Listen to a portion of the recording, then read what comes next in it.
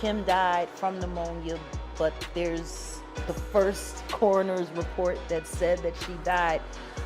It was ruled a homicide, and they found toxins in her body to prove that she had been poisoned. You know, they have poisons that create heart attack and pneumonia-like symptoms. And Andre was writing a book right before he died. Heavy D was working on a book before he died. Kim Porter was working on a book before she died. And Al B. Sure was working on the documentary of his life. And then he goes into a coma. Okay, so I know that there have been so many stories of how Diddy allegedly unalived Kim Porter and hid it paying people to help him cover up the crime and stuff like that, but Jaguar Wright is now telling a more sinister story of how Diddy not only allegedly unived Kim Porter, but also took out her secret boyfriend, a man named Shakir Stewart. Like I said, the rumors of Diddy being responsible for Kim Porter's death are nothing new because the rumors have been going on since the moment we found out that Kim had died to start, with several people who knew them had said over the years about how Diddy used to put paws on Kim and rough her up. When they were at home at Kim's house on 110th Street, he wanted to, put his hands on her in the wrong way. And Kim took one of those corkscrews and ripped his wrist up and hit an artery. And when she did that, he had to rush over to St. Luke's Hospital. But that's not all, because last year, Jaguar Wright hinted very strongly that Kim didn't die of complications from pneumonia and that she had been poisoned and the murder had been covered up. Kim died from pneumonia, but there's the first coroner's report that said that she died.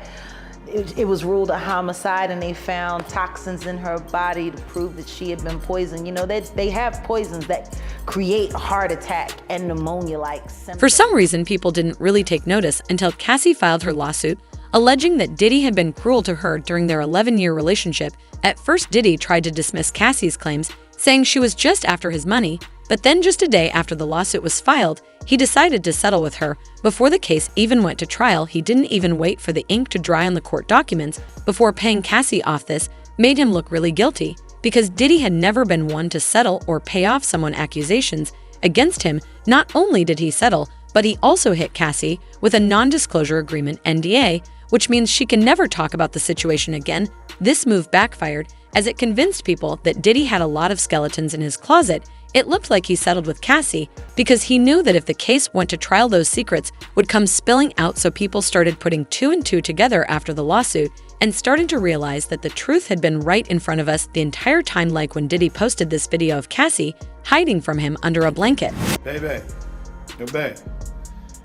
I mean, shit getting weird. Come on, baby. It's hot outside. You wrapped up in that blanket. Let's go jog on the beach. Then there was this old picture of Cassie that went viral again, showing her with a busted lip and injuries all over her face at the time she claimed she'd been in an ATV accident while in Dubai with Diddy. But honestly, that explanation didn't add up. Those injuries didn't look like they came from an ATV accident. It turned out Cassie wasn't the only ex Diddy had mistreated. He also did the same to his ex, Kim Porter, publicly. Diddy seemed like the perfect boyfriend to Kim, especially since he adopted her child Quincy, whom she had with Alisher, and raised Quincy as his own behind the scenes.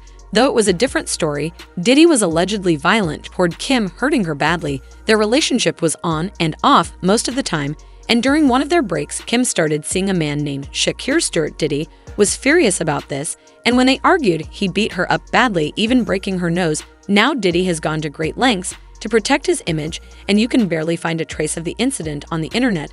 Apart from this website that dates back to 2005, they wrote Diddy Cole's girlfriend, Kim Porter, was left with a broken nose after the couple argued on Com's yacht in Saint-Tropez. Combs flew in a specialist plastic surgeon from Geneva after the accident. Porter has since claimed that she hurt her face after she banged her nose on a table. If you think that's bad enough, Shakir was found dead in his home from gunshot wounds, and it was ruled as him unaliving himself. However, a lot of people didn't buy this, and they believed that Diddy had something to do with it. You see, a few weeks before Shakir passed away, reports had it that Diddy had beaten him up. An insider reported that Kim was seeing Shakir, and Diddy found out, and he tracked Shakir down to his hotel. Then Diddy went up there without security and beat him to a bloody pulp. Don't let the shiny suits and curls fool you, Diddy. Wilf, a man up. This is similar to Cassie's revelations about how Diddy allegedly blew up Kid K's car because he found out that Cassie was having a thing with Kui while she was on a break with Diddy. When Kim eventually passed away in 2018, it didn't take long for people to point hands at Diddy and accuse him of taking her up her first baby daddy. ALB Shore also hinted at this very strongly on Instagram when he wrote, "I just found this footage from the morning I learned of Kim Porter's murder and how it ripped the soul from my physical body. I do know very clearly that Kimberly didn't just check out all of a sudden over pneumonia. That's some BS. We just celebrated our son's new deal and Christmas special with a Netflix, and she was in fantastic health as well, laughing seeing me and Diddy's mutual exchange at the theater. I'm going to leave it here, or don't lay the love songs fool you. The fact that he tagged Diddy and then the hashtag yeah all 100% believed that Diddy took Kim out. Al also hinted that Kim was UNLLED, posting a throwback picture of them and writing, "She sent me this saying life imitating art, art imitates life now. It all makes sense. She told me other stuff too. She was running. I said call the FBI." The interesting part about this is that Al went into a coma shortly after speaking on this, and he almost died. And when he woke up from the coma, he never spoke on the topic. Again, bit suspicious, don't you think? Well, Jaguar Wright also made an interesting comment about Kim's passing, as well as the timing of ALB's coma. Andre was writing a book right before he died. Heavy D was working on a book before he died. Kim Porter was working on a book before she died. And Al B. Shore was working on the documentary of his life. And then he goes into a coma. Well, Jaguar is not done talking about it because she recently spilled more tea about Kim Porter's death, and this time she claimed that Cassie knows more about Kim Porter's death than she's saying because Kim had a heart-to-heart talk with Cassie only a couple of days before she passed away. Because, see, I know something that a lot of people don't know. I know that you and Kim Porter had a sit-down right before she left us. And I know Kim had some very good advice to give you, and I believe that this is why things are happening as they're happening now. Kim was smart, wasn't she, Cassie? Kept you alive and kept you safe. Congratulations on surviving, and congratulations on standing up. What's interesting is that Kim passed away just a few weeks after Cassie finally left Diddy for good.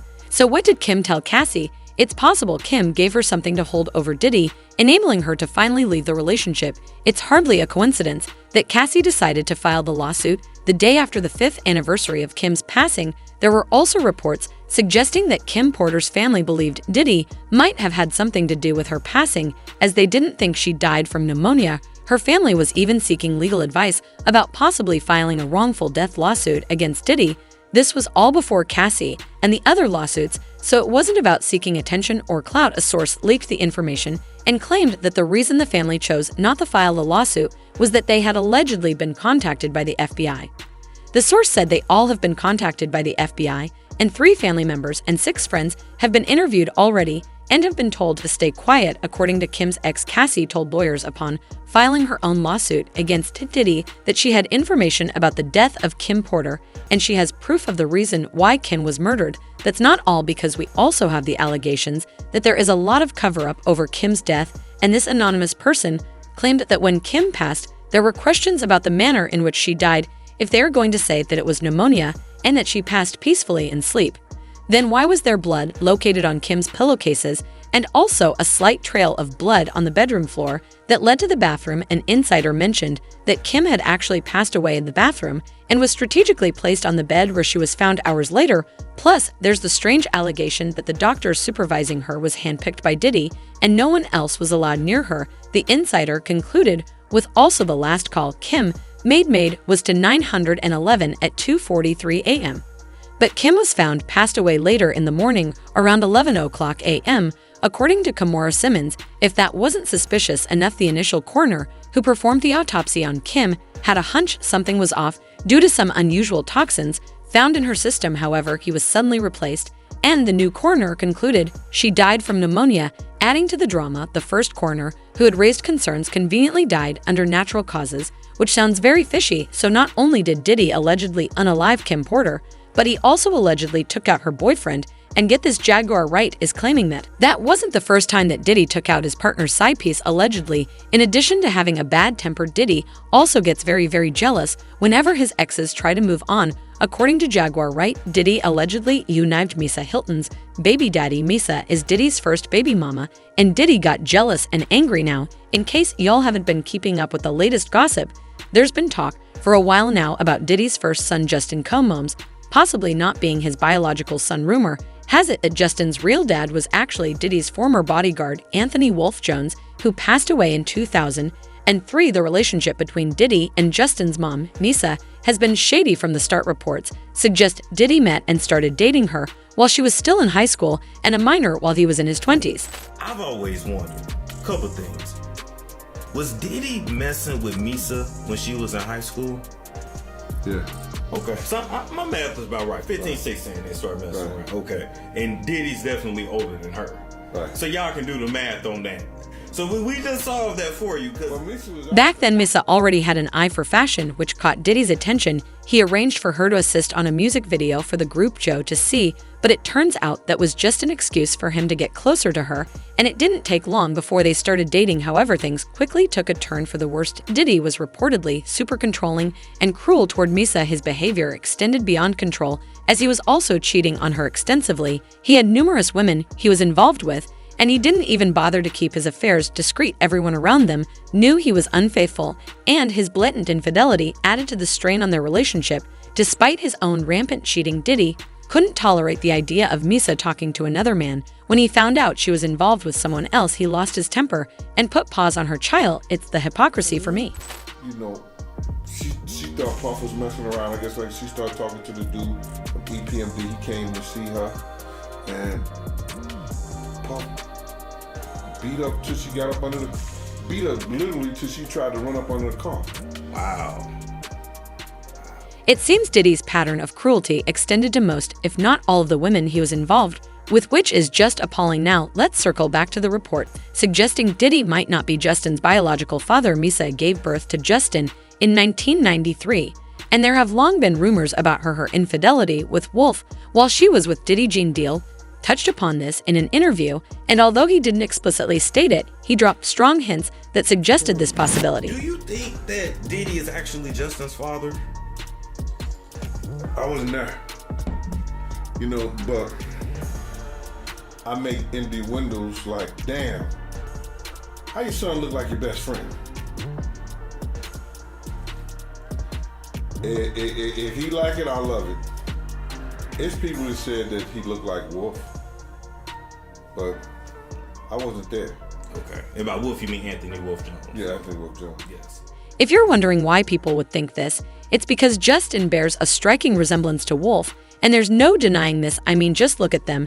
And get this, the streets are saying that Diddy has always known that Wall was Justin's real father and not him, and that's why he finally stepped in and took responsibility for Justin after Wolf was killed in 2003. Before then, Diddy had essentially been a deadbeat father to Justin, refusing to pay any child support or offer assistance for his upbringing. In 2004, a year after Wolf passed away, Misa took Diddy to court over this matter. The legal battle resulted in a court order in 2005 mandating Diddy to pay approximately $199,000 per month in child support, along with an undisclosed sum in back support. Diddy attempted to appeal this decision, but the appellate court upheld the judgment. Shortly after the appellate court's ruling, Justin moved in with Diddy. I have to admit that raised some eyebrows. How did Diddy transition from being an absent father for the first 12 years of Justin's life to suddenly fighting for custody and winning? The situation didn't quite add up. Now, recent revelations suggest there's more to the story than previously known. Allegations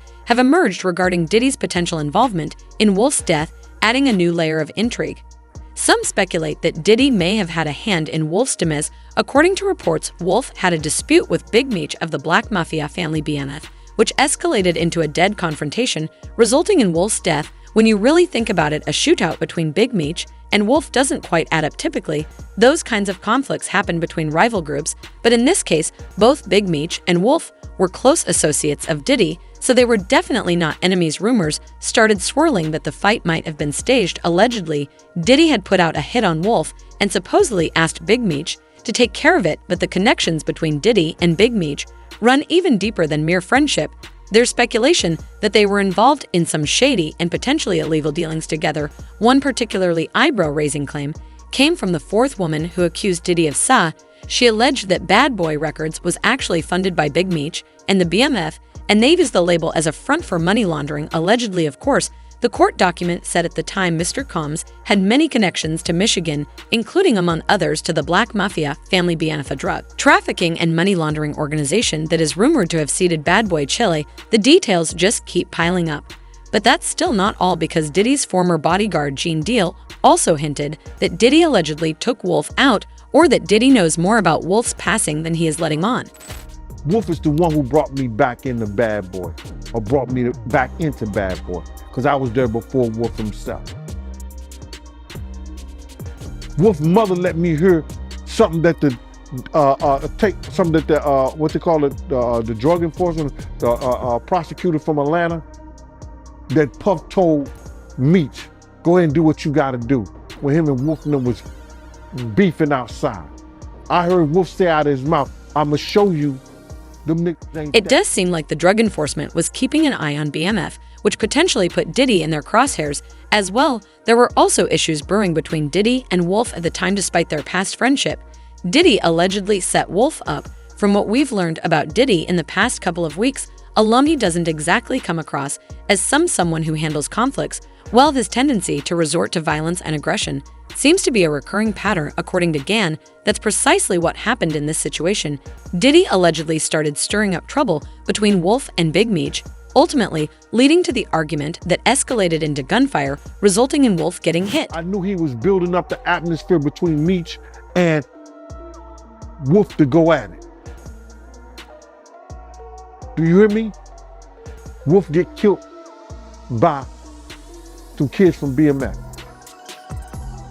Actually, the dude that he put down with BMF.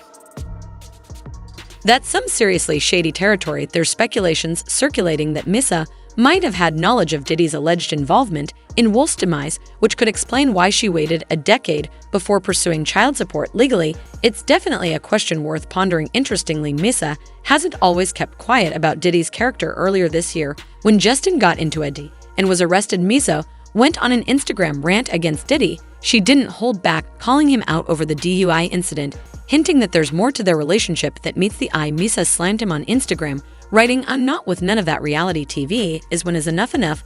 I'm not protecting no one anymore, just my son and all the children I love. A come to Jesus moment." The statement, "a fish rots from the head down," means that in addition to being a major contributing factor in a family or organization's success, leadership is also the RO cause of its failure. And demise, the truth shall set you free. She continued, "Act bad boy. I used to want to be a bad girl, but I chose to be a queen, tried and true. I'm not perfect, but I am intentional. I should have kept my child with me." She also said, "Everyone has to sit around for years and act like there isn't anything wrong with you. This is where the buck stops for me. If anything ever happened to my son, God forbid, what is anyone going to say to me when we all know whose fault it would be? At the time, we were wondering why on earth she was blaming Diddy for the act aces of a grown 30-year-old man. But it looks like she was trying to expose Diddy and warn us about the type of person Diddy really is. But it flew over our heads. These new allegations have fans in a twist, and they left comments like, "Did he messed up all the ladies he dated? It saddens me